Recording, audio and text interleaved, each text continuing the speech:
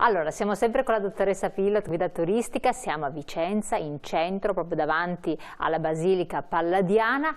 Fuoco, attenzione, puntato sui mascheroni, quindi sulla facciata. Dottoressa, a lei la parola, anzi vediamo anche la foto, subito l'immagine. Allora, eccocela qua, il nostro mascherone che tra poco riapparirà, quindi una figura estremamente sgraziata. Allora, i mascheroni... Sgraziata, cioè il contrario di quello che è l'armonia, fa la linguaccia, sono bellissimi perché al primo livello sono uno diverso dall'altro, ma al primo livello sono proprio anche questi mascheroni di questi uomini barbuti. La loro funzione, la funzione del mascherone era sempre stata quella di scacciare la sfortuna, spaventare il demonio, quindi avevano questa funzione apotropaica di scacciare il male, spaventarlo, e ci riescono anche benissimo. A me piace tantissimo l'insieme perché è un equilibrio tra le parti. Guardando la basilica, e perché basilica? In tanti mi chiedono, ma noi la basilica non l'abbiamo vista perché non abbiamo visto una chiesa. La basilica, vi ricordo, fa riferimento a quello che erano le basiliche romane. Quindi erano luoghi pubblici che servivano per l'economia e per l'amministrazione cittadina. E quindi la basilica in questo senso, proprio per il suo ruolo e la sua funzione. E nell'insieme, ecco, la basilica è una costruzione di un'armonia incredibile. Io dico sempre, sedetevi su uno dei tavolini, dei caffè che troviamo a Vicenza e osservatela. L'armonia e le proporzioni e l'equilibrio ha un effetto terapeutico, la bellezza ha un effetto terapeutico, calma, rasserena. E noi alle volte l'abbiamo anche per scontato, non ce ne rendiamo neanche conto, perché noi in Italia siamo circondati dalla bellezza, l'abbiamo dappertutto, ma non dimentichiamo mai la proprietà terapeutica della bellezza. E con l'invito a venire a Vicenza, a guardare da vicino queste opere, perché a Vicenza comunque non c'è solo Palladio, c'è anche molto altro, adesso volevo allontanarmi dal centro storico e iniziare a raccontare un'altra realtà per cui Andrea è così conosciuto. E quando si parla di Andrea Palladio, di solito si parla di ville. Sì. E è probabilmente l'architetto più famoso di ville.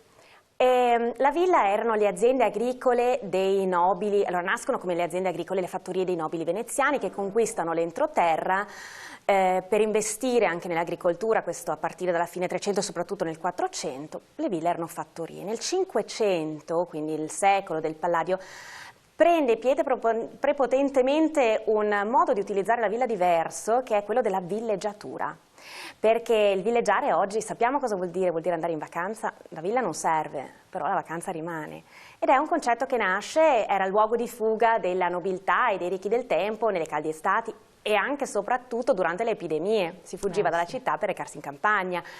E è cosa che purtroppo anche noi oggi abbiamo imparato a conoscere questa realtà. Ad ogni modo abbiamo la slide successiva, perché non siamo lontani da Vicenza, dal centro, siamo sempre sul Monte Berico quando si ha appunto questa vista, e dopo vi aiuterò a riconoscerla un po' meglio, ma qui si intravede la Villa Almerico Capra, la Rotonda. E qua si nota un'altra cosa, io parlavo di armonia, proporzione e equilibrio. Andrea Palladio ha la capacità anche di equilibrarsi non solo con le parti architettoniche, ma anche con il territorio circostante. La Villa Almerico Capra la Rotonda, più conosciuta come la Rotonda, ha anche la fortuna di essere circondata dal paesaggio che vediamo ancora oggi, che non è stato mortificato dai secoli, l'industrializzazione o l'edilizia selvaggia. Guardate, è sublime il paesaggio. E lì sullo sfondo la vediamo, c'è una costruzione con una piccola cupola ribalzata. Quella è la Rotonda, la vediamo meglio nella slide successiva, che ci mostra, eccola qua siamo lungo la strada, quindi costeggiamo il fiume Bacchiglione, la vediamo un po' come la vedevano al tempo quando navigavano sul Bacchiglione, ed eccola qui, e qui vediamo un elemento che è tipico dell'architettura palladiana, quello che viene chiamato un po' lo stile palladiano, il pronao. Che cos'è il pronao? Allora, vedete, la rotonda è un po' particolare perché le quattro facciate sono uguali. Il pronao è quell'elemento con il triangolo, il timpano e le colonne. E Andrea mette questo elemento che caratterizzava anche i templi antichi di fronte alle fattorie, di fronte alle case di campagna. Quindi stravolge un po' quelli che sono è il primo a farlo e crea questa monumentalità, la gente comincia a passare e a rimanere a bocca aperta davanti. Io lo faccio sempre quando passo davanti alla rotonda, rimango a bocca aperta, non mi abituerò mai a tale bellezza. E qua vediamo anche un'altra cosa, la cupola ribassata. Osservatela perché nel suo progetto iniziale doveva essere un po' più alta. Prima di mostrare però l'esempio da cui viene tratto, in tanti mi chiedono sempre ma l'architettura palladiana, cos'è un esempio di architettura palladiana visto che è così conosciuto anche all'estero in America? La Casa Bianca. Cito una casa molto conosciuta, ci sarebbe tantissimo altro da nominare, nella prossima slide la vediamo, la conosciamo tutti, questa è la Casa Bianca a Washington, quindi vedete il pronao, vedete il timpano triangolare, le colonne, questa è appunto la residenza del Presidente degli Stati Uniti d'America.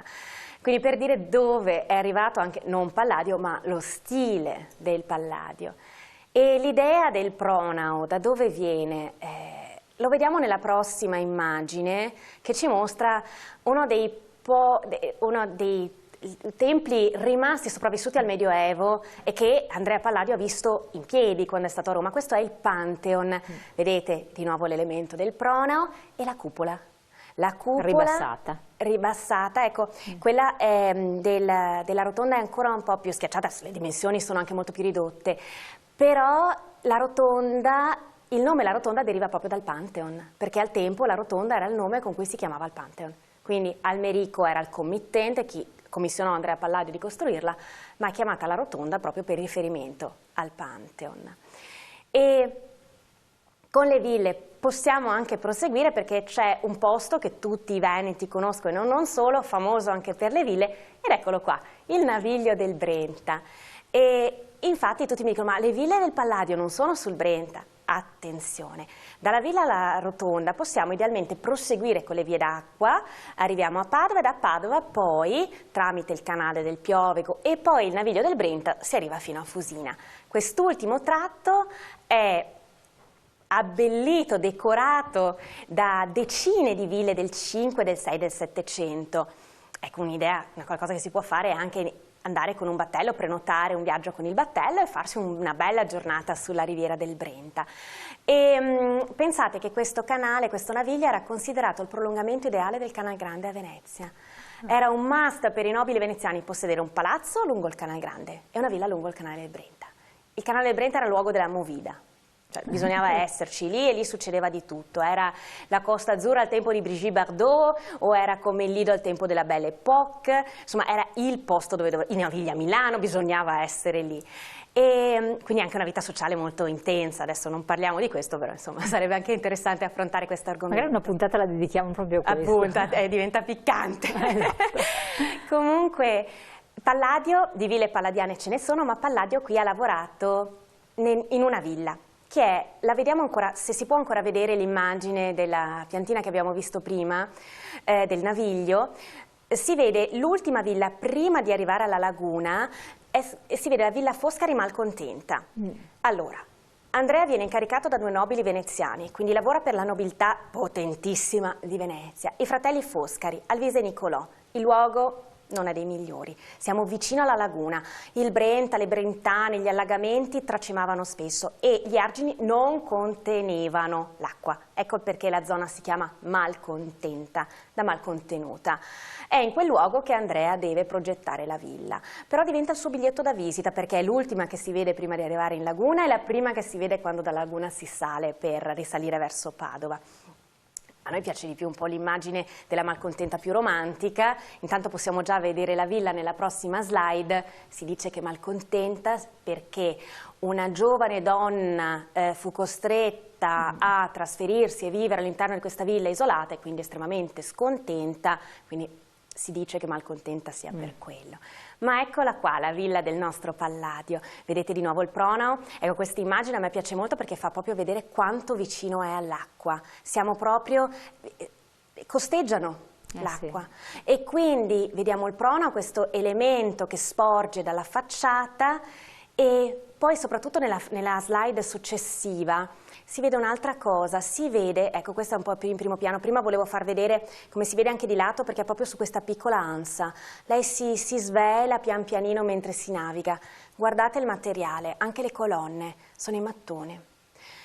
Palladio usa tantissimo il mattone La basilica è una delle poche costruzioni in pietra di Andrea Palladio, usa il mattone, quindi riduce i costi, riduce i tempi e lo fa in maniera sistematica. Lui propone ai suoi committenti opere monumentali a prezzi ridotti, è incredibile. Infatti, cioè, per l'epoca poi, visto che... E quindi diciamo che ovviamente magari aveva a che fare anche con committenti dalle possibilità economiche più ridotte, però inizia a lavorare anche per grandi nobili veneziani che di problemi economici non ne avevano. Quindi è anche una questione di peso, perché stiamo comunque lavorando su realtà in cui il terreno non è così solido vicino al fiume, ma è anche poi una questione di costi. E lui lo fa in maniera sistematica, lui usa il mattone che poi viene intonacato per diciamo, renderlo simile al marmo.